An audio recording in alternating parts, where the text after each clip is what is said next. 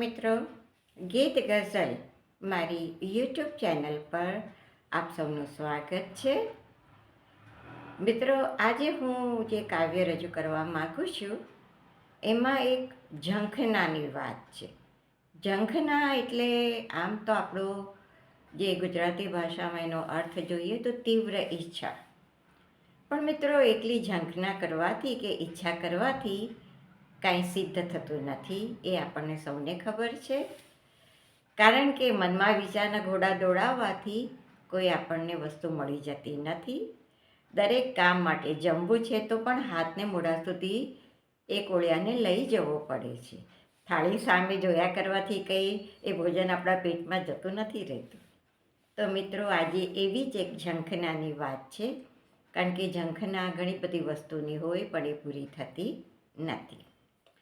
ઝંખનાની ડાળીએ ઉગે ન ફૂલ કદી, ઝંખનાની ડાળીએ ઉગે ન ફૂલ કદી, અને ઝાંઝવાના જળ બુઝાવે ના તરસ કદી, ને ઝાંઝવાના જળ બુઝાવે ના તરસ કદી. હથેળીમાં સમાયના આકાશ કદી, હથેળીમાં સમાયના આકાશ કદી, અને ગાગરમાં સમાયના સાગર કદી, ગાગરમાં સમાયના સાગર કદી.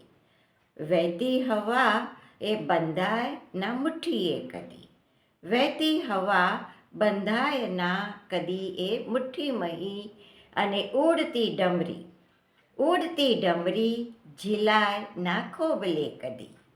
માટે ઝંખવાથી ઝાંખી પ્રભુની થાય ના કદી, ઝંખવાથી ઝાંખી પ્રભુની થાય ના કદી.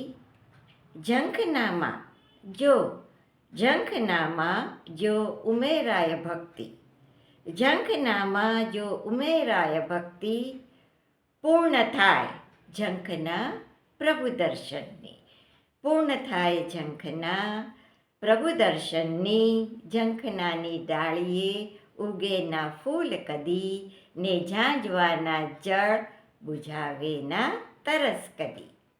મિત્રો, બસ આપણે બધાએ એ જ વિચાર કરવાનો છે કે આપણી બધી જ ઈચ્છાઓ, બધી તો પૂર્ણ થાય કે ન થાય, પણ એકાદ ઈચ્છા માટે આપણે જો સતત મહેનત પ્રયત્ન કરતા રહીએ અને એને કોઈ પણ જાતની તકલીફો આવે તો ભૂલી જઈને બંધ ના કરી દઈએ, તો અંતે પ્રભુ આપણી દરેક ઈચ્છા પૂર્ણ કરે જ છે.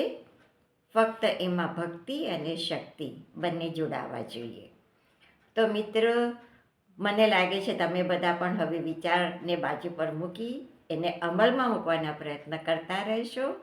એવો જ પ્રયત્ન મારી આ યુટ્યુબ ચેનલને સબસ્ક્રાઈબ કરવા માટે પણ કરતા રહેજો. સાથે સાથે લાઈક બટન દબાવજો અને મિત્રોમાં પ્રેમપૂર્વક એની વહેંચણી કરજો. ત્યાં સુધી Shaila Munsha from Baroda. Bye bye. See you next time. Bye.